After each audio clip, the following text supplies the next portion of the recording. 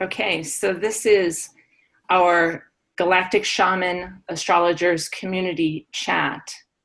And we've been meeting for one lunar month now, ever since Grant was able to put up our beautiful website.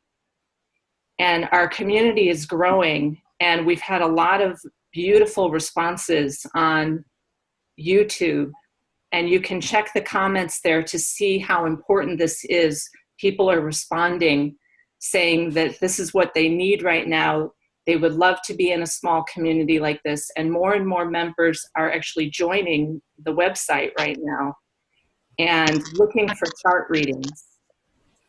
And what I want to suggest again is that everyone out there is capable of this same thing, so that if you have a small community that you want to have Zoom conversations with, go ahead and start it, because we're just very like raw, authentic, vulnerable, telling our stuff, kind of just checking in from the perspective that this is a great cosmic cycle that we're in. And I also know that a lot of people are coming to me again and again saying, I just need grounding and support. And right now, that's definitely true. Needing that support and that conversation is really profound. Because the transit that we're going to talk about today is the Saturn Pluto on the South Node transit, which will come very close in conjunction by April 22nd. And then we'll separate, but then we'll come back to an exact conjunction by next January. So you might be feeling many different lifetimes coming forward with possibly a sense of exhaustion, maybe even a feeling of completion. I told the group that I keep getting this code that the silence is racing. And what is it racing toward? Okay. So in our last session, we talked about the galactic alignment, and you can go to the work of something I posted this week by Dr. Paul LaViolette called The Galactic Superwave Part 20. And he talks about the occurrence of this cosmic superwave that is seen in our ice core samples. But I can also just feel it. I think I was born, I know I was born realizing that this cycle on planet Earth was part of, yeah. Your sound dropped down. Is everybody else hearing her too? You hearing me fine? Yeah, everything's fine on my end. It's on our side then. Okay. Okay, good. Yeah, so jump in too, like if I'm suddenly muted or something's weird. Yeah. Because just before this session, my computer locked me out, which has never happened before. I think that's very interesting. Everyone in this group is going to know what that means. So this great cycle that we're in is part of our multi-dimensional selves coming to Earth to plant new seeds. And part of that is kind of recognizing the collective past, feeling all of the energetic traumas of the entire galaxy on any planet and star system that any of us have ever lived on is also coming through right now. So you might have days where you're just flat out and feel like you just have to lay down and absorb all of the trauma. And I would say that where we are right now, you want to be able to articulate that, make it conscious, transform it in your knowingness, and release it to the best of your ability. And many people in this group who can put their links in the comments are able to help you with that process, including someone that I work with named Sandra Rollis, who does energetic trauma release. So it's in our bodies, it's in our DNA, and it's a cycle of the entire galaxy that is occurring here on planet Earth right now. So again, I want to read to you from Jessica's book, and what I'm actually hoping is sometime I can interview Jessica, like, how do you know this, Jessica? You don't have to answer right now, but I just want to read to you her last page in this book, which is called The Circle of the Fall, Scenes from a Cosmic Tale. So you can get this on Amazon, and basically all of the archetypes that we've all played out and are playing out still are in here. So this is Lucifer. My Lady Wisdom, how beautiful you are. I could never imagine how this moment would be worth such a great fall. And now I see all that Creator dreamed, exquisitely more than I could possibly conceive, and just as it should be. Let us now return together to the pleroma.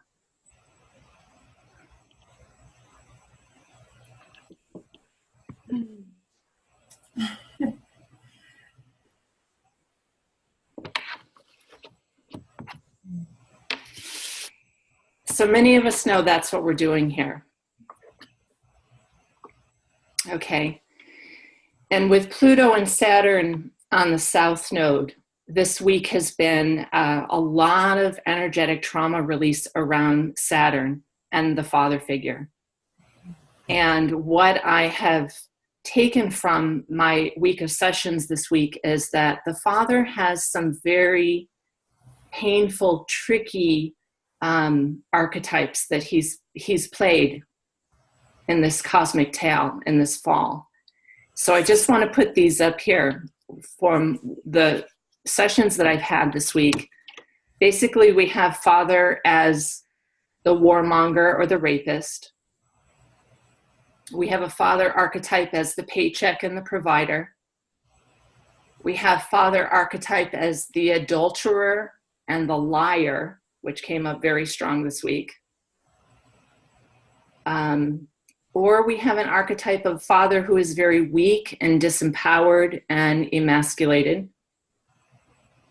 And there are many other archetypes of father, but those seem to be some core wounds that I'm hearing this week. And that this is mostly a group of women, like all eyes are on Grant, because there's the archetypal father right there. And he's wearing a cast. I don't know if y'all can see that. It's a race. As Chiron, Mars cast as Chiron this week. Right.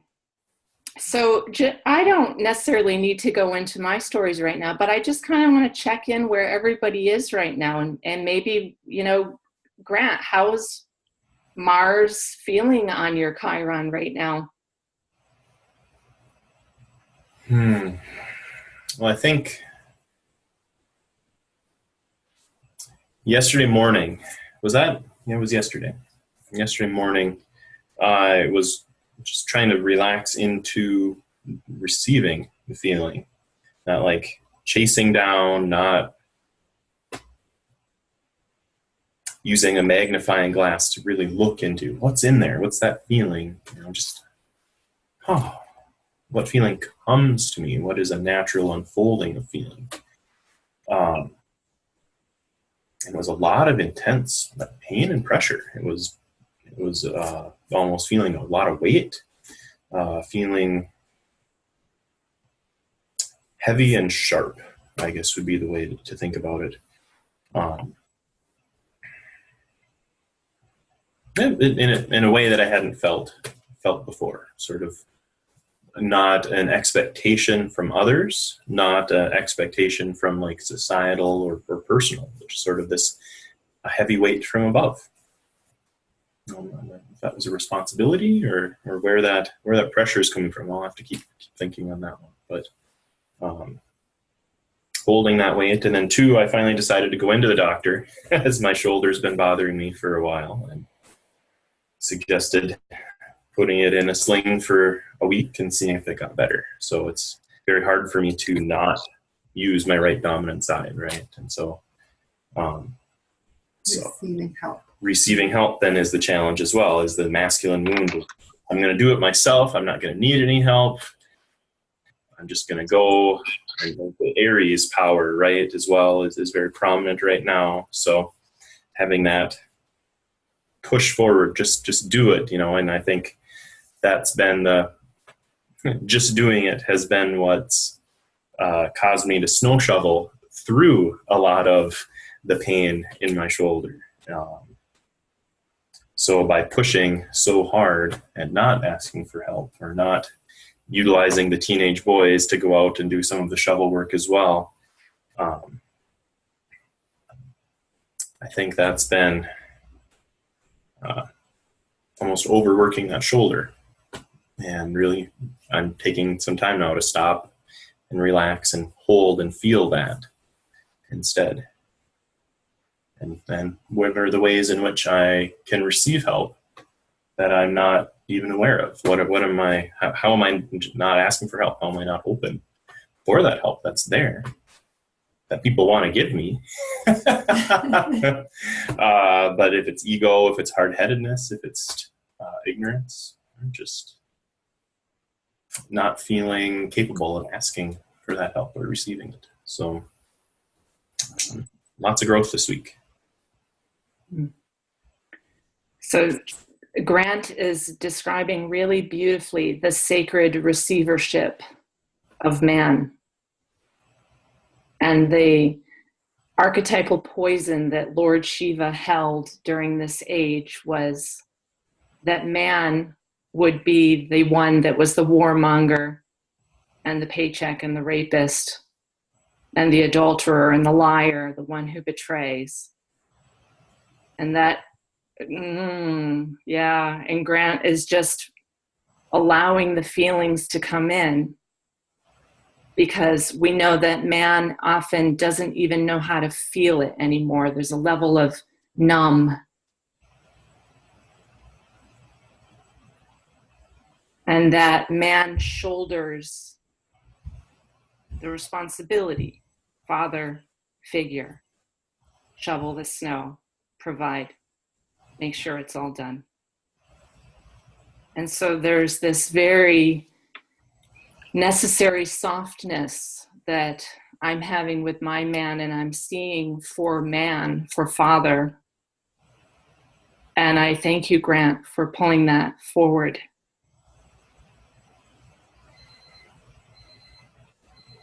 Go ahead, keep talking, people. Who wants to talk?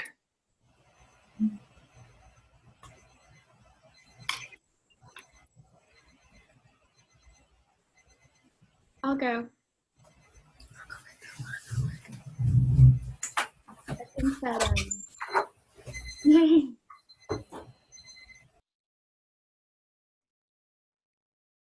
so I noticed in my sessions this week, for me, I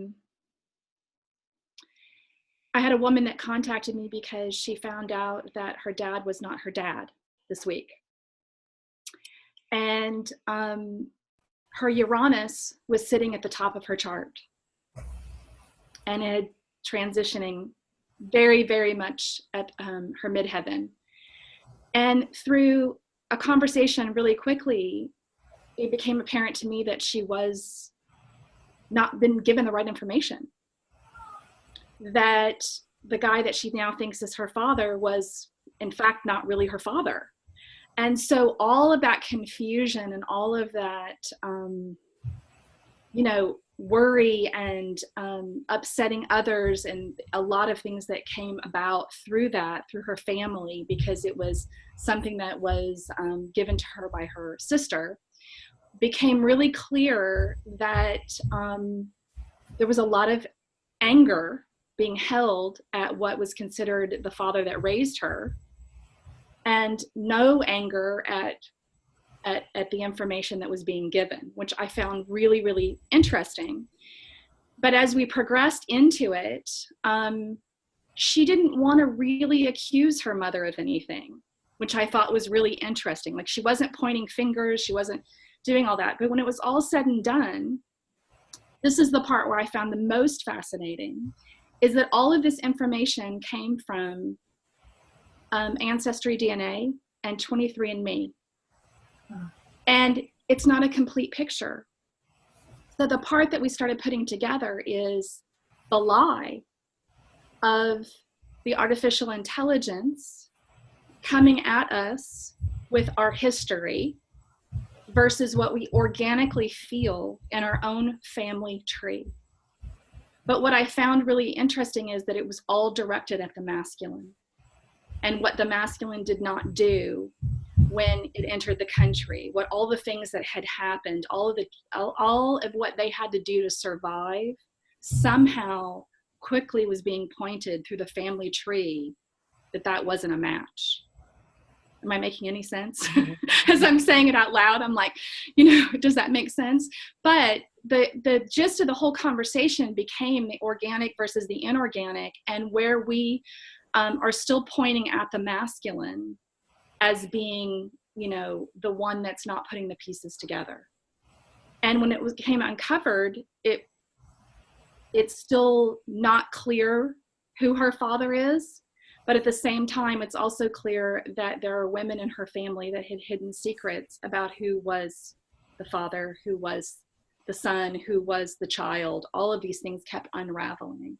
So that was my experience this week of just masculine and the hidden energies, and where we're quick to place blame or not connect into why we're not connected to our father and the masculine pieces within us, because she quickly had to work through her own feelings about her own biological father, and whether or not he was truly her father, or whether or not she was searching for something that really is already there.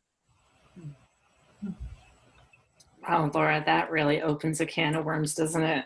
It did. And it was just, I could really see, how we have to be very diligent about what we feel is our truth and not what we're being told is our truth. And the organic nature of what's being presented. And I personally haven't done any of the genetic testing or any of the ancestry, but I know many people have. And even as probably as little as a year ago, Ancestry.com came in and did their DNA testing and changed the entire algorithms. So people thought they were one thing and they became something completely different.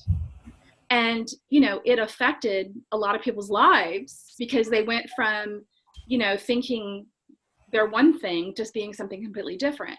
They're also creating a lot of racial tension because it's still very much predicated on the idea of being European, white Europeans. If you go to other areas in the world, they just list you as native for whole, countries and whole, so watching all of that. And DNA is not something that just comes along and is clear cut. You can take on the DNA from more than one side of your family versus another. I know somebody that went from, jokingly saying, it doesn't even look like I'm related to my father. And that was the key phrase that I was able to bring into the session to help her understand that it's not, you cannot have aspects of DNA that come from your family. But they've got, I just felt like everything was getting stirred up through looking for answers outside of ourselves. Yeah. Well, this is definitely, for me, astrologically, Pluto and Saturn on the South Node is questioning all of these assumptions that we have that are either artificial constructs or, if we think about our lives from the matriarchy, woman at that time would have relationship with any man, and the line was matrilineal. Mm-hmm. So this is a huge discussion of looking at our collective past, possibly 25,000 years, but our entire galactic history of who are we and what are these concepts that have been placed in our mind about father and his responsibility or not. I think this is going to be a bigger conversation because this opens a big can of worms for me, of course. Pandora. there's Pandora. So maybe we're going to go to that next. But Pandora, which is conjunct our Mercury retrograde right now, which Holly came up with this morning in galactic astrology, is like this ultimate, like, magical woman who released basically the crushing curses to all of humankind. And I think I'm just going to stop there and see where we go with this conversation. So what's getting stimulated for me is, I think that this conversation about our genetics and our DNA, and also all of the stuff that's going on with vaccines, are all connected to the cosmos and our inability to connect truly to our starry ancestors, and to the fact that humanity isn't sovereign yet. Like, that we don't have, as the human species, the DNA codes to get fully activated in ourselves yet. And I feel like it's a human sovereignty piece. Like, the technology is already there, the information's already there, and we're all kind of being turned on each other so that we can't get it. And the question about where do we get it from? Is it something that we're doing within ourselves? Or is it something that's coming from without? Or is it both and?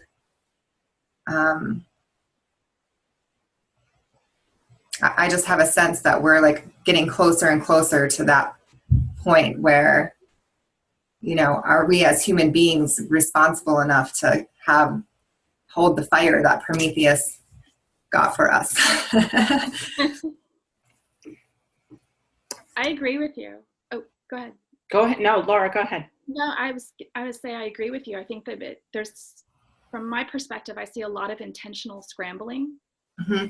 You know, as we participate, when we don't hold that sovereignty within us, and we don't hold or even wait for our own answers, that we're quick to jump on someone outside of us giving those answers to us, which just goes back to a sense of powerlessness or, you know, insecurity about our connection.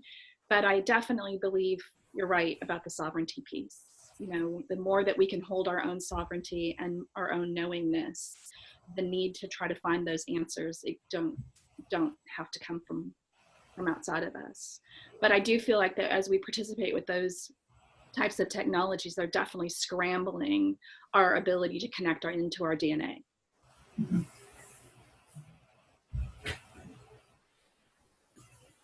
Yeah, and it's almost, we're experiencing the deep fissures of those wounds. Sure. In our own family tree.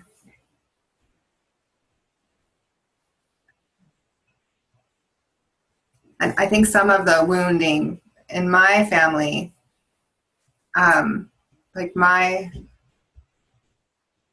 there's just a lot of rage under the surface about what is the right way, what is the truth. And then there's so many different experiences about that. You know, it's like, I think Cobra talked about this too. Like, there's so much variedness among what people know that, you know, in some ways we do share a universal truth in our humanity. And yet there's this frustration about what is it? and why, you know, the different sides that we've put one another on. You're on the crazy side. You're on the conspiracy side. I did what was right. I obeyed authority. I earned my honors. You know, what that whole epistemology question, what is the nature of truth? How do we know what we know is real? And like with Lolita, you're sharing just these ancient maps that are like, oh my gosh, everything that we were taught seems to be changing. And so how do we live in a reality that feels very mysterious? Which, as a mystic, that's fun. My inner Nancy Drew is on the scene. I'm excited. And for Grant and I this week, it's been a very curious thing to notice as we are tending the energy in our home, and working through some really challenging stuff in our own family systems where there was just this low, hard anger with our kids or just frustrations in the home. And then this week there seemed to be just joy. It was like the joy just kept coming. And then there was happiness and there was more laughter. And then there was this bliss and this connection and heart opening. And I was like having these moments of, can I handle this? I don't, whoa. And then I'm like, yeah, this is good. But it was just, there was so much joy coming. And then in this beautiful moment that Grant and I were having in the kitchen yesterday, it was like, there was so much open-heartedness and joy.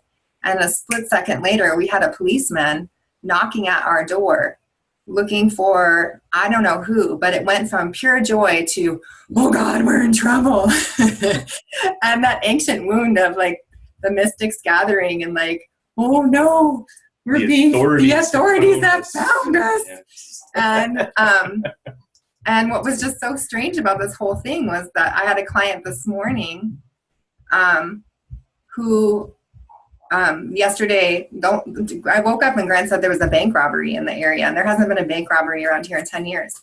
And so the client I had this morning worked at the bank that was robbed, and the policeman came to my house, and I'm like, whoa. So like, she was like, I was just so weirded out all day. I was like, I was weirded out too, you know? So I think energetically what we're just noticing is like, okay, we're cultivating joy, we're cultivating love, we're cultivating self-care. And there are these alarms. And as we don't allow the trauma to go off in us, as we're holding love, the trauma is going off somewhere else. If that makes sense. And kind of the family dynamics of, wait, change back, come back to fear. No, we're going to hold love.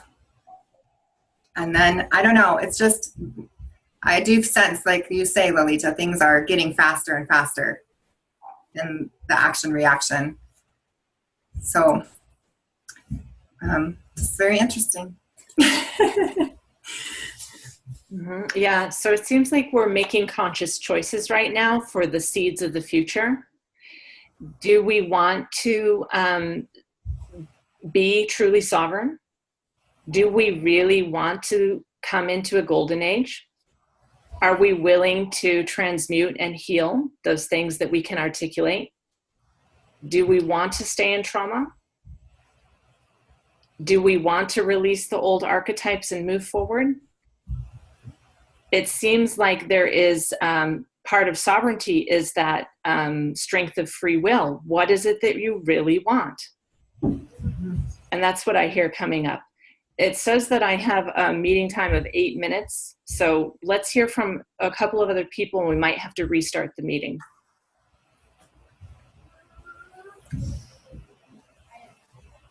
Hey everyone, can you hear me? Mm-hmm. So I missed the beginning of this conversation, and I know we were talking about Saturn and Pluto coming together, but I just wanted to quickly touch base on the energies that I felt this week, because I actually consciously have been thinking, like, what is it that we want? And I keep coming back to sovereignty and the truth. Like, what is the truth? And my gut is usually so strong, but I've just, with all this Piscean energy, like I'm so confused. I'm like, what is real? What is a dream? Like, what is me being paranoid and acting on my wound? And what is reality, you know? And so my midheaven is in Pisces at 28 degrees, exactly conjunct Mercury and Pandora. And right, that's Pandora, that's there too, I think, right now. And then Chiron sitting like on my moon, conjunct my partner's asteroid. That's that's his name.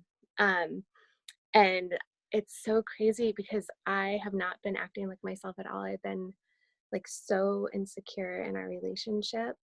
And I'm conscious that it's the moving of the planets, because I know how committed he is to me and how in it he is, and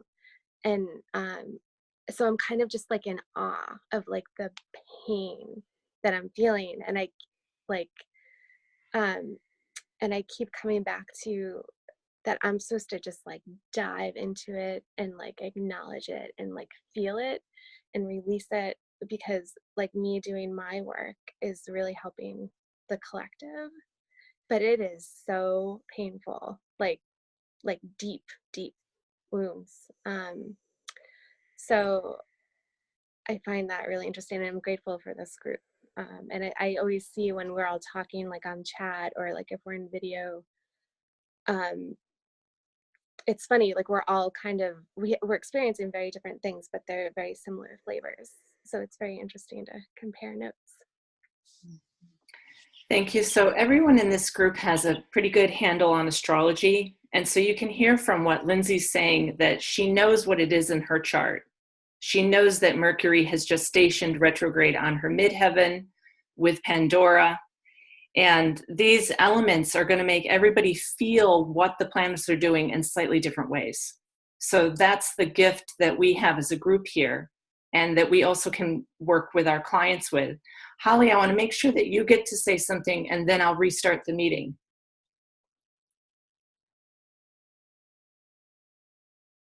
Hi, I think my week was pretty quiet and contemplative. I was thinking a lot about the different themes that were coming up in our group chat, and noticing, just observing. I think a lot of the observing for me, and also observing my own feelings, and thinking about this idea of what is the fire that Prometheus has given to humanity. Exactly. Is it really like physical fire? Is it a different kind of more metaphysical fire, metaphysical awakening? And this idea of Pandora conjunct Mercury, in this feeling that man wants to love woman so much, but at the same time feels like she's this somewhat weaponized version of love that the gods had weaponized because they had accepted some of this fire, and like the feeling the pain of that. And then in my everyday job, I work in a medical office, and seeing so many male patients come in at that state of just being in so much physical pain and having such a hard time asking for help, and trying to be so strong, and like, and trying to fit in appointments because they have to work, like, at different times, and just feeling and experiencing on many levels many different people, especially males, and this is true for females too, but that need of the paycheck to the sacrifice of the self, and experiencing that pain on with many different people, where they're putting their own physical being to the side to support their children, the people who they love. It's just so self-sacrificing, and that perhaps it does not need to be that way. You done, Holly? I'm done. Yeah. And that's really, when we heard from Grant, that is a key component that I hear from man, because I did, of course, sessions with men this week who have this ingrained in their mind that they need to be successful, they need to provide the paycheck, they might even need to be famous. I had one person who was a quite famous musician, and if they're not living up to their father's inner message in their mind, that they have completely failed. So that what I want us to continue with when we keep talking, and I'm going to restart this meeting, is the messages that are still in the mind from the artificial construct of what the father was purported to be. They're still in our mind. And it's really important right now to dig those up, particularly because Saturn and Pluto usually indicate a very lead weight economy. Like, not necessarily everyone's going to be having a job soon. And just in case you don't know that, I've looked up the transits for Saturn and Pluto in Capricorn. Very rarely happens, but certainly Pluto in Capricorn always goes through like massive changes of the structures of society. So we need to start rooting out these mental modifications of mind stuff. Okay, and it says that we're going to be cut off for this meeting, but I'm going to restart it, or Grant can restart it, whoever's faster, because he's the digital shaman dude. But I don't want to put it all on the father.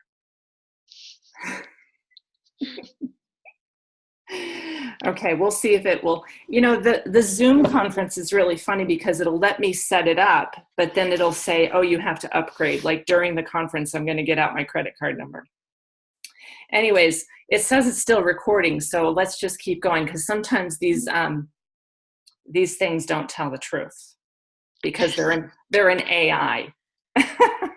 Yeah, those machines, I don't know. Okay, so let's keep going. Let's keep going and just assume that it's still recording. If somehow it doesn't record, it doesn't matter. Our conversation is still important to us, and